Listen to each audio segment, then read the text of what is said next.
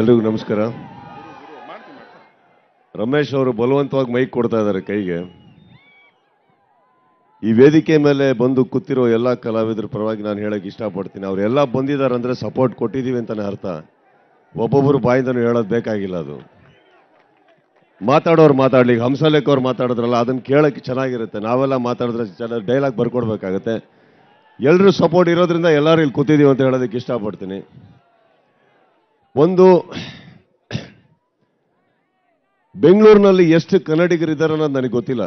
But ಯಾವತ್ತಾದರೂ ಒಂದ್ಸತಿ ಚಿತ್ರರಂಗದ ಪರವಾಗಿ ಏನಾರು ಒಂದು ಚಳವಳಿ ನಡೀತಾ ಇದೆ, ಹೋರಾಟ ಆಗ್ತಾ ಇದೆ ಅಂದಾಗ ಆ ಕಲಾವಿದರು ಬಂದಿಲ್ಲ, ಈ ಕಲಾವಿದರು ಬಂದಿಲ್ಲ, ಅವ್ರು ಬಂದಿಲ್ಲ, ಇವ್ರು ಬಂದಿಲ್ಲ ಅಂತ ಹೇಳ್ತೀರ, ಅದು ತಪ್ಪಲ್ಲ.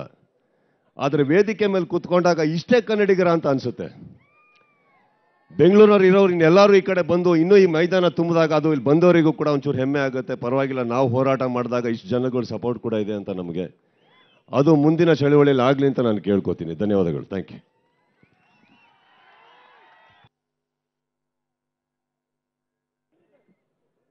ದಯಮಾಡಿ ಒಂದು ಕ್ಷಮೆ.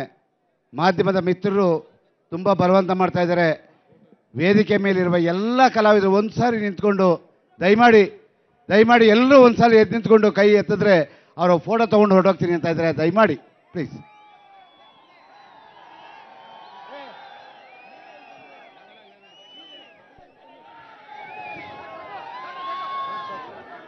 ಸಾಕು ಸಾಕು ಸಾಕು ಸಾಕು ಸಾಕು ಸಾಕು.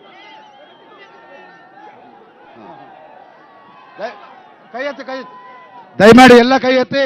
ನಮ್ಮ ಶಕ್ತಿ ಪ್ರದರ್ಶನ ಇದು, ನಮ್ಮ ಶಕ್ತಿ ಪ್ರದರ್ಶನ.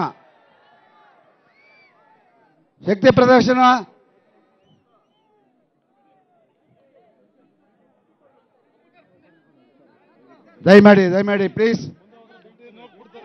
ಬೇಗ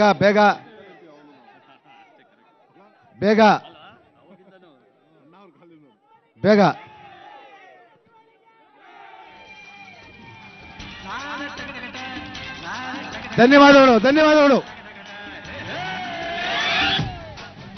ದಯಮಾಡಿ ವಂದನೆಗಳು ಎಲ್ರಿಗೂ. ಹೇಳಿ, ಥ್ಯಾಂಕ್ಸ್ ಹೇಳಿ ಒಂದು.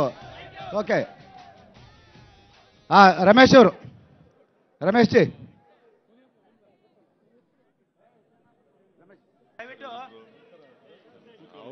ಸರ್, ಹಿಂದೆ ಯಾರು ಇರಬಾರ್ದು ಸರ್, ದಯವಿಟ್ಟು ಫಸ್ಟ್